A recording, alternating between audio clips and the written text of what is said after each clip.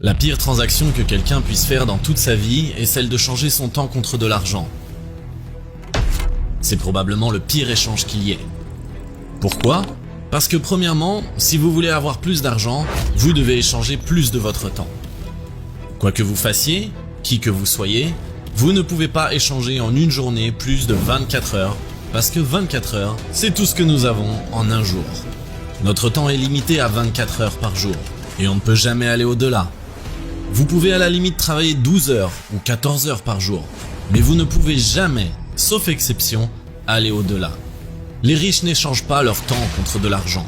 Ils ont réussi à faire quelque chose d'extraordinaire. Ils ne sont plus esclaves de l'argent. Ils ont fait de l'argent leur esclave qui travaille pour eux, qui leur apporte plus d'argent. Au début, ils étaient comme nous tous, en train de travailler, d'échanger leur temps contre de l'argent. Mais au fur et à mesure, ils avaient assez d'argent pour se lancer et en avoir plus. Pour ça, ils ont compris plusieurs choses. Premièrement, il faut à tout prix garder pour soi-même un pourcentage du revenu généré. Si vous allez travailler et que vous dépensez tout l'argent que vous recevez chaque mois, surtout dans des choses de consommation qui ne vous apportent rien d'autre qu'un plaisir d'un instant, vous êtes en train de faire une erreur monumentale qui va vous coûter plus cher plus tard dans votre vie. Vous pouvez vous douter de tout, sauf de ça, c'est une certitude. Deux mots ici sont importants. L'économie que nous réalisons et l'investissement que nous faisons. C'est deux choses qui vont vous permettre d'attendre une pleine liberté financière. Peu importe nos raisons personnelles, notre train de vie, tout le monde a la capacité de pouvoir économiser et investir si, et seulement si nous accordons une place importante à notre liberté financière. On peut se donner n'importe quelle excuse pour nous empêcher d'économiser. On peut se dire, si j'économise 10%, je n'aurai plus d'argent pour aller au cinéma 2 fois par mois. Si j'économise 15%, eh bien c'est encore pire. Je n'aurai non seulement plus d'argent pour aller au cinéma, mais je n'aurai plus d'argent pour également payer mon abonnement Netflix. J'aurai plus d'argent pour sortir avec mes amis. Je n'aurai plus d'argent pour ceci ou cela. Mais à quel point désirez-vous votre liberté financière ? Si vous voulez vraiment gagner votre liberté, vous devez la désirer à tel point que ce désir dépasse toutes les autres distractions. C'est ça la force avec laquelle vous devez opérer. Vous devez désirer cette liberté au point où ce désir dépasse toutes les autres distractions. Après, je comprends qu'il soit facile de le dire et difficile de le faire. Mais voici une méthode simple et efficace pour y arriver. Vous recevez chaque mois votre salaire sur votre compte en banque. Votre premier réflexe, avant même de faire quoi que ce soit, retirez 15 à 20% de ce que vous venez de recevoir et placez-les sur un autre compte. Et vous devez vous préparer mentalement à vivre avec ce qui reste. Considérez cela comme un impôt ou une taxe que vous devez vous acquitter quoi qu'il en soit. 15 à 20% investis pendant une longue période de temps vous donneront la liberté pour le reste de votre vie.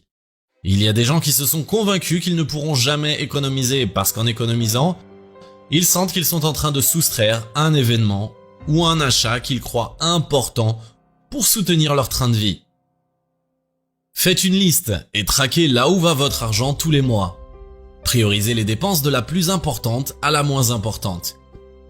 Et effacez de cette liste toutes vos dépenses non importantes et non nécessaires. Vous pouvez commencer par économiser 5% et monter graduellement au fur et à mesure. Et voici un autre point intéressant. Le montant que vous gagnez importe peu. Que vous gagnez 1 800 € par mois ou 3 200 € par mois. Le montant importe peu. C'est l'économie que vous en faites qui est la clé. Le salaire que vous gagnez vous permet de survivre mois après mois. L'économie et l'investissement que vous faites vous permettent de vivre le reste de votre vie. Si vous faites cela pendant une période de 10 ans, vous allez vous remercier plus tard de l'avoir fait. Il y a un exemple donné dans le livre Money Master the Game par Tony Robbins, où un gars qui ne gagnait que 14 000 $ par an se retrouve à la fin avec 70 millions dans le dernier quart de sa vie. Voici ce qu'il a fait. Il a un jour croisé un ami qui lui a dit « Je vais te rendre riche, toi ». Et le gars répond « Je ne serai jamais riche. Je ne gagne que 14 000 $ par an. Je n'arriverai jamais à faire des économies. » Son ami lui répond Écoute, si le fisc venait à te demander de payer 15% de plus, tu vas gueuler, mais tu vas finir par payer. Alors pourquoi ne pas te payer en premier, mon ami? Il lui a dit, on va économiser 20% et les investir de manière passive. Et tu verras le résultat que cela va engendrer. Avec une discipline, il a commencé à appliquer et dites-vous, quand il a checké son compte d'investissement lors de sa retraite, il y avait 70 millions. Il a fait deux choses, économiser et investir pendant une longue période de temps. Il ne faut jamais laisser la peur d'échouer vous empêcher d'investir. Parce qu'en réalité, les gens n'investissent pas parce qu'ils ont peur. Après avoir économisé, vous devriez devenir propriétaire. Vous n'avez pas envie d'être obligé de travailler tous les jours pour soutenir votre train de vie. Devenir propriétaire est la deuxième étape pour avoir de l'argent sans travailler. C'est un aspect très important, les amis. Vous ne voulez pas avoir un iPhone sans avoir une part des actions d'Apple. Vous ne voulez pas posséder une Mercedes sans avoir une part des actions de Mercedes. Vous devez acheter des choses qui s'apprécient sur le temps, des choses qu'on appelle des actifs, celles qui prennent de la valeur. Avant d'acheter des choses qui se déprécient dans le temps, ou autrement dit des passifs, achetez d'abord des actifs. Devenez propriétaire. Et aujourd'hui, il y a 1000 façons de le faire. Vous pouvez acheter des actions individuelles comme celles d'Amazon ou Apple. Vous pouvez acheter une variété d'actions grâce aux index funds, comme le Vanguard S&P 500, qui regroupe une variété d'entreprises et qui par là diversifie votre exposition au risque. Vous pouvez faire des investissements participatifs, par-ci, par-là. Vous pouvez acheter des biens immobiliers, etc. Aujourd'hui, il y a plein de façons de devenir propriétaire. Et peu importe le domaine que vous avez choisi, tâchez de bien vous renseigner avant de faire quoi que ce soit. Je vous assure que si vous ne décidez pas de devenir propriétaire et rester consommateur toute votre vie, un jour, quel que soit le salaire que vous gagnez chaque mois, vous allez vous écrouler financièrement. Il y a beaucoup d'exemples. Mike Tyson, par exemple, a gagné des centaines de millions de dollars lors de sa carrière. Il a fait dans un de ses matchs de boxe 300 millions en une nuit. Sa fortune personnelle était estimée à un demi-milliard de dollars. Mais avec tout ça, il a fait faillite, parce que lui-même disait qu'il dépensait son argent délibérément dans des futilités. Une Lamborghini par-ci, un yacht par-là, et sans se rendre compte, il les fauchait. Le premier réflexe que vous devez avoir quand vous commencez à faire un peu d'argent, c'est de devenir propriétaire. Et propriétaire des choses qui s'apprécient dans le temps.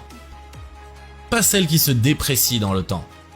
N'allez pas vous payer une belle voiture sitôt que vous commencez à faire de l'argent. C'est une erreur que beaucoup de jeunes commettent et qui leur coûte beaucoup plus cher dans l'avenir. Allez plutôt investir cet argent sur une entreprise comme Amazon, Tesla, Apple ou autres qui apportent de la valeur à la société. Vous devenez par là propriétaire d'une petite partie de ces entreprises. Maintenant, quand vous avez fait ça, quand vous avez de l'élan, vous commencez à comprendre des choses qu'avant, vous n'avez aucune idée. Et soudainement, vous aurez le désir de vouloir apprendre encore plus. Et à ce moment-là, vous devez essayer de mettre en place un business qui fonctionne H24, 7 sur 7, 365 jours l'année. Un business qui tourne, que vous dormez ou travaillez. Un business qui tourne, que vous soyez en vacances à l'autre bout du monde. Le premier critère à considérer si vous voulez mettre en place cela est que ce business n'a pas de partie mobile. Il vous faut un ordinateur, une connexion internet et le reste dépend de vous. Ce business model peut inclure la mise en place des logiciels informatiques, la vente de formations, des livres que vous vendez. Si vous commencez à faire un peu d'argent, un autre élément important à prendre en compte est la diversification. Il faut savoir diversifier ses investissements. Vous savez, se dire « ne mettez pas tous vos œufs dans le même panier ». La diversification est la règle que même les plus nuls en finance comprennent. Si vous ne diversifiez pas vos investissements, peu importe les investissements que vous réalisez, un jour cet investissement sera touché par un événement hors de votre contrôle et il ne sera plus rentable. Si c'est votre seul investissement, vous êtes foutu. Que vous investissiez dans l'immobilier, dans le marché boursier, dans de l'art, dans une entreprise privée, un jour votre investissement va subir des hauts et des bas. Ray Dalio disait que durant votre vie, il est possible que cet investissement puisse chuter d'entre 50 à 70%. Et quand cela arrive, et que vous n'avez pas diversifié vos investissements, vous perdez beaucoup. Ray Dalio a donné une formule pour diversifier son investissement et ses risques dans le livre Money Masters the Game de Tony Robbins, que je vous recommande vivement. Donc, diversifiez vos investissements pour réduire le risque de volatilité sur vos investissements. Sitôt que vous avez diversifié vos investissements, vous devez vous préparer aux crises. Vous devez comprendre que chaque année, des corrections arrivent sur le marché et cela va perturber votre investissement. Les plus intelligents se préparent pour anticiper l'événement. Les autres le subissent. Vous devez apprendre constamment sur les raisons et les variations du marché. Il y a les corrections et les crashs. Qu'est-ce qu'une correction? C'est quand le marché dans lequel vous avez investi chute de 10 à 20% depuis son plus haut niveau. Si la chute va au-delà de 20% jusqu'à 80%, on appelle cela un crash boursier. D'après plusieurs observations, les corrections ont lieu tous les ans. Il y a au moins une correction par an ces 116 dernières années. Il y a un crash tous les 10 à 15 ans. Alors si vous vous êtes préparé, non seulement vous avez sécurisé vos investissements précédents, mais vous pouvez vous faire une fortune pendant cette période de crise. Parce que vous pouvez acheter tout à un prix beaucoup moins cher. Mais cela demande un apprentissage continu du marché. Cela demande une décision ferme de se lancer et s'ajuster au fur et à mesure. Vous devez trouver quelqu'un qui s'y connaît déjà et le modeler, et qui va vous aider à comprendre les règles du jeu. Parce que si vous ne connaissez rien et que vous vous lancez, vous savez la vieille phrase « Quand une personne avec de l'expérience rencontre une personne avec de l'argent, la personne avec l'argent finit par l'expérience, et la personne avec l'expérience finit avec l'argent. » Vous avez l'argent au début, mais vous n'avez pas l'expérience. Vous allez finir avec l'expérience, et la personne avec l'expérience va finir avec l'argent.